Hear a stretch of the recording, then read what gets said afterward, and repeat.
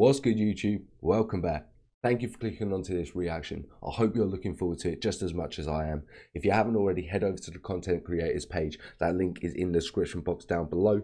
If you haven't already and you're enjoying our content, you know what you need to do. You need to like, comment, subscribe, hit that notification bell, but we're going to jump straight into this one. Post-Caesar Civil Wars. Battle of Philippi. Let's go.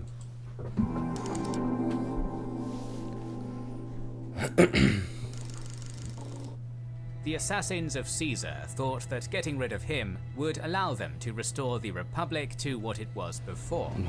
But it was so too wrong. Late, and the assassination only way quickened too the late. process of its destruction, leading to new civil wars. And many to come. In our previous episode, we have described how these assassins, who called themselves the Liberators, led by Brutus and Cassius, managed to build a huge army in the eastern regions of Rome. However, their Caesarian enemies, the second triumvirate of Octavian, Antony and Lepidus, built their own forces and were on their way to Greece for the final showdown. As we know from last episode, the Battle of Philippi would decide the fate of Rome.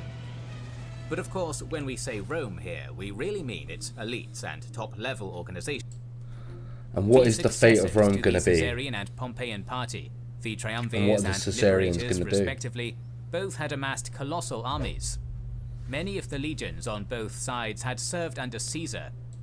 Okay, so many of the legions from both sides have served under Caesar. And what's this say? The triumphants had 19 legions and claimed that their total was as many as 100,000 men and 13,000 cavalry. The liberators had 19 legions, though more under strength, and 25,000 were cavalry, including horse archers.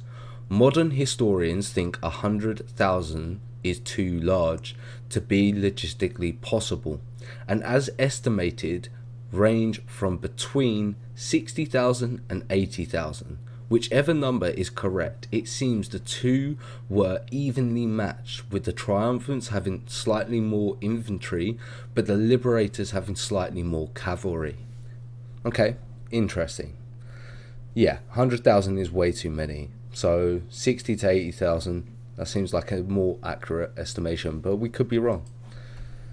Legions that Caesar had located in the east, likely including the 27th, 31st, 33rd, 36th and 37th, so they were, some of whom had been made of Pompeian forces after Pharsalus, and that had later fought with Caesar at Alexandria and at the Nile. So those legions were also loyal to Caesar.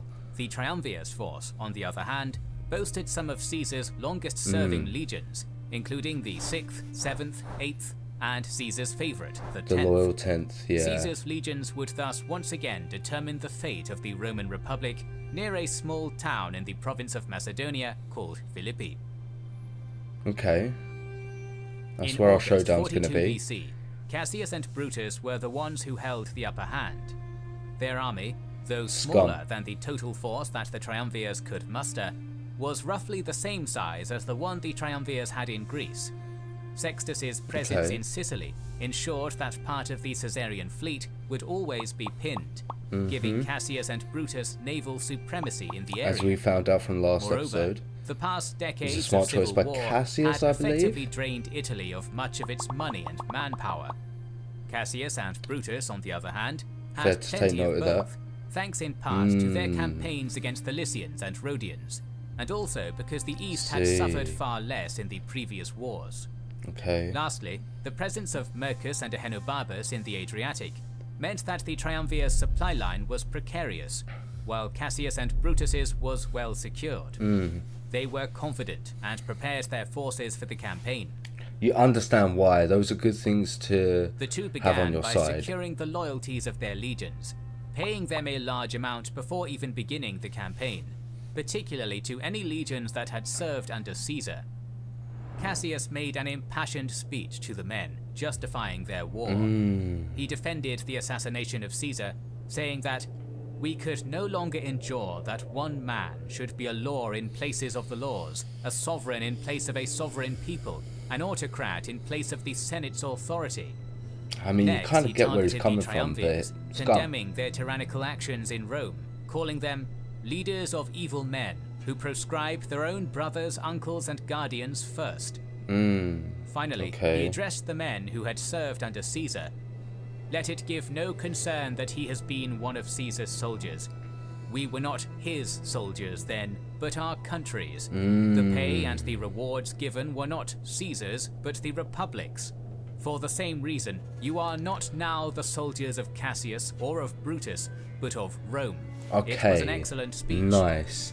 Yeah. So he's trying to solidify it and keep the Republic, which is fair enough, because Caesar definitely didn't want that anymore.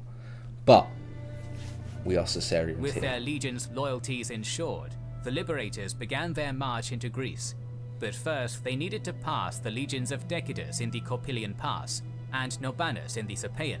Okay. Cassius, in a brilliant strategic Can move, they delay sent these Tilius guys? Cimber, one of the assassins of Caesar, with one legion to sail around their position, making sure he was seen doing so. Okay. Once he had landed, he made a huge show of making a number of camps. Norbanus, fearing that a large force had outflanked him and that he was in danger of being attacked from two sides, requested Decadus to come to his position so that they could more strongly hold one position. Decadus agreed, You understand marching why. quickly to Norbanus. But you would have sent scouts, The right? liberators Surely. immediately moved through the What now would you have done? abandoned Corpilian Pass. Their feint had worked perfectly. The Cirpaean Pass was now well defended though, and would be almost impenetrable. Okay. Fortunately, Rescupolis knew this land well, and told the triumvirs of a route around the pass. It would take 4 days over difficult terrain, but with little other option, the liberators accepted the suggestion. Rascus, however, was also aware of this pass, spotted the maneuver, Was it and warned defended? Norbanus of the threat. No. Realizing that his position was now effectively useless, Norbanus withdrew his force in the night, marching to Amphipolis. And So this far, is how the liberators had been we are getting remarkably the setup successful, for our battle. bypassing 2 extremely strong defensive positions without any losses. Knowing that the main triumvir force would be somewhere nearby, What a great feat as well. 2 well defended passes, and he didn't they didn't incur any losses. Do you know what I mean? I'm not a fan of them, but you got to give them their dues, you know. Cassius and Brutus prepared their force for battle near Philippi in eastern Macedonia sometime around September 42 BC. They encamped on 2 sets of hills, linking their 2 camps with a continuous wall, with an open plain in front of them, forest to their north, gorges and mountains to their rear in the east, and marsh in the south extending to the sea. What a good To their defensive southeast position. was the port town of Neapolis, which was acting as their supply base. Nice. It was an excellent defensive position. Antony, learning of their position and eager for the fight, merged his force with the 8 legions of Norbanus and began marching to Philippi, leaving Octavian, who had been struck with illness in Epidamnus. Oh, He really? encamped on the plain, No, not our boy approximately Octavian. 1.5 kilometers from the liberators' position. It was an Is audacious Anthony move, gonna fuck this his up? position Or not having Antony much in gonna fuck terms this of up? natural defenses. Nevertheless, he began the construction of his own fortifications, including palisades, towers, and embankments. For days, the 2 armies engaged in minor cavalry skirmishes with little effect. Octavian, carried on a litter, arrived at the battle, assuming command of half the army. Okay, nice. A close friend of Octavian's, Marcus Vespanius Agrippa, was likely also in this half of the army, though his precise role is unclear. Interesting. Determined to force an engagement, Antony marched the army out of camp. Cassius and Brutus also drew their force out of camp, but reluctant to give up the high ground, they refused to engage. Yeah, it's not going to be They worth had the engaging better just yet, defensive right? position, and planned to wait until Antony's supplies ran out, starving him into submission. So how are they Knowing going to that he goad him must into force this a battle battle? soon, Antony sent a detachment of his men to discreetly construct a causeway through the marshes in order to provide a route behind Cassius's defenses. Okay. Cassius, upon seeing this, aimed to head off the causeway by extending his fortifications and building a palisade through the marshes. With a Not going to significant engage part you, of we're just going Cassius's to force defend it focused on more. this task, Fortify ourselves Antony more. seized the chance to attack on the 3rd of October. he mustered his legions and charged at Cassius's defenses, aiming at the point where the first wall met with this new palisade. It was an incredibly audacious attack, uphill and under missile fire. But with many of Cassius's men caught in the midst of constructing the palisade, Antony's men were able to break he doesn't through fuck the situation up. storming Cassius's camp as Cassius's men tried to rally an organized defense. At the same time, on the other wing, Brutus's half of the army charged across the plain to Octavian's force drawn up in front of so that they can't go back Antony up. Brutus had not given this order, and it is unclear whether the officers under his command had seized the initiative themselves, or if his men, frustrated at seeing their allies losing, had taken it upon themselves to act. Oh, interesting. Whatever the cause, Brutus's legions overpowered the 4th Legion on Octavian's flank and turned on the rest, forcing them to retreat back into their own camp. As they did so, a general rout began, with many of Octavian's men being cut down and Brutus's legions streaming into the camp. Octavian's tent was found empty, and Octavian would later write that he had been warned in a dream of the attack and escaped. Pliny, far more believably, claims that Octavian was carried into the marshes where he hid. I reckon that was the case. Either way, Brutus's men had been hugely successful, holy shit, and claiming 3 Legion's eagles in the process. It was Octavian who fucked this situation up. However, couldn't hold his Antony line. had been equally successful. He had repelled charges from the men working on the palisade in the marshes, and completely overrun Cassius's camp, forcing Cassius to retreat to high ground. Yeah, but now he can be the pincered before retreating back to their position. Okay, nice. They got out of that Brutus and Antony's position. legions crossed the plain at the same time, but due to the distance between them and the huge amount of dust thrown up by the forces, each assumed the other were their allies and did not engage. It was only when the 2 forces made it to their respective camps that they realized the truth. The first Battle of Philippi had ended with both sides having won and lost in different areas of the battlefield. According to Appian, the liberators had lost around 8,000 men, the triumvirs 16,000. Cassius, on the high ground, and seeing his camp overran, assumed the battle was lost. A group of Brutus's cavalry rode to his position to give him the news of their success. However, Cassius instead assumed that they were enemies who were coming to capture him. Not willing to risk being taken prisoner, Cassius ordered his freedman Pindarus to kill him. With his death, the Liberator's army lost one of its most experienced commanders, and total control of the army passed to Brutus. Oh, what a fatal mistake. What a fatal mistake. Well, I think Brutus might be happy there. I don't know. It's getting sole command of the army at the moment. But oh my god. Oh, shit. He thought they were enemies, so he got his lieutenant to kill him. Oh, shit. Oh, if there's an afterlife and he can watch that back, how pissed off do you think he was? Just like, no! No! Fuck! The same day, news reached Antony that a fleet under the command of Domitius Calvinus that was transporting 2 legions and supplies across the Adriatic had been destroyed by the Liberator fleet in the area. Antony's supplies would be running out soon, and he needed to force Brutus into a decisive battle. Okay. He marched his army out of camp, hoping to tempt Brutus out from his defenses, but Brutus held firm. With his force now weakened from the previous battle, however, Brutus tried to consolidate his position by making his defensive perimeter shorter. In doing so, he abandoned a small hill to the south that Cassius had previously garrisoned. Antony immediately seized upon this small advantage, sending 4 legions to take and defend the hill. Yeah, he also got through that area last time. Funneled in this direction, constructing a line of defenses parallel to the coast. In a similar style to one of Caesar's favorite tactics, he had seized upon this small advantage and was using it to slowly make his way into a position where he could threaten Brutus's supply line.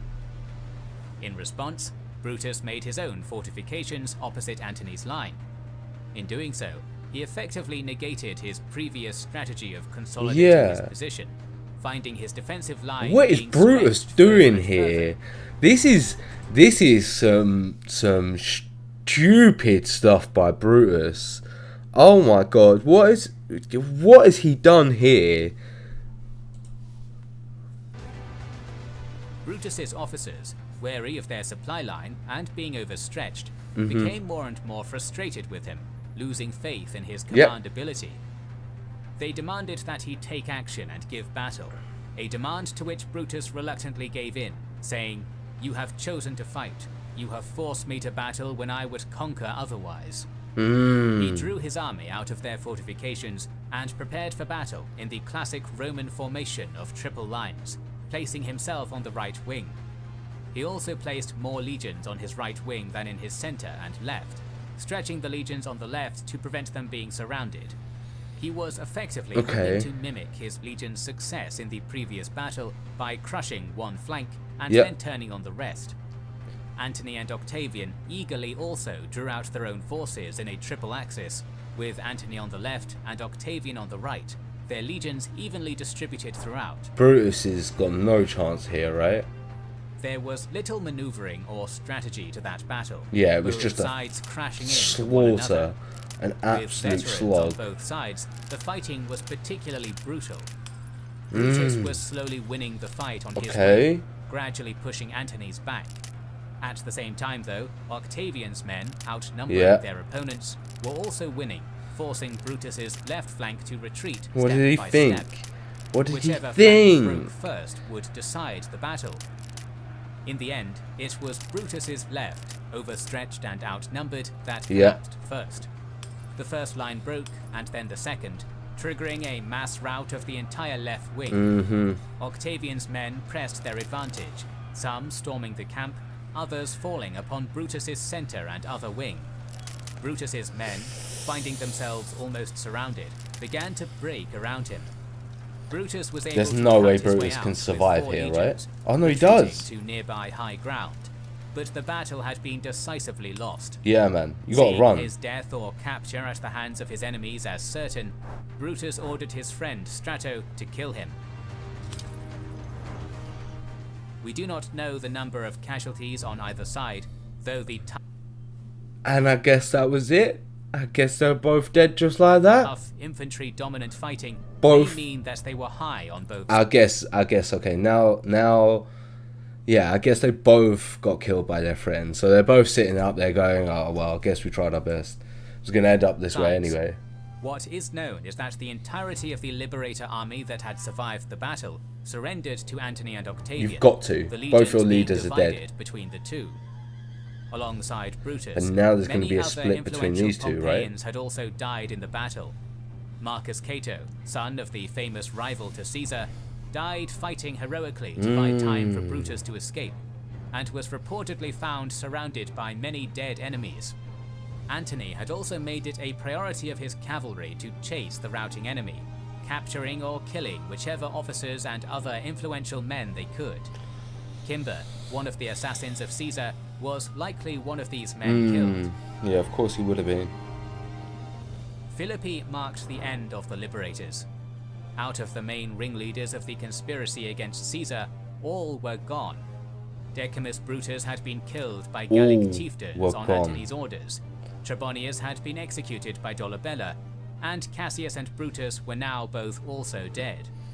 Cassius had been buried somewhere near that revenge for Caesar by Brutus, who had been worried that a public funeral would dishearten the men.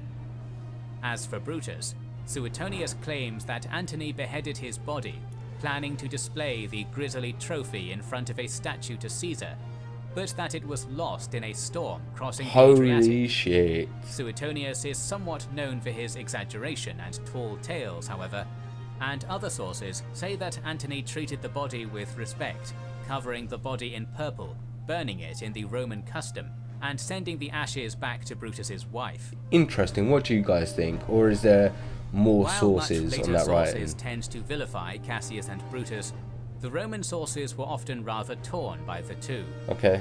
On the one hand, they had betrayed and murdered Julius Caesar, a man who was already deified and would be further lauded during the empire as the ancestor of the first emperors. On the other, the two were viewed as brave, virtuous men who had genuinely believed that they had done what was necessary to defend their country. Though Cassius was the assassin who arguably had the most personal reasons for hating Caesar, he had also been a man of principles and was eulogized by Brutus as the last of the Romans. He had fought alongside Pompey, had refused to fight against Pompeians, where he had later been taken into service under Caesar, and genuinely considered Caesar a threat to the Republic. The most active member of the conspiracy, it is probable that the assassination of Caesar may well have never happened without him, for better or worse. Appian, in his account, points out how extraordinary it was that the two could win over even ex-soldiers of Caesar and motivate them to fight against both Caesar's right-hand man and his son.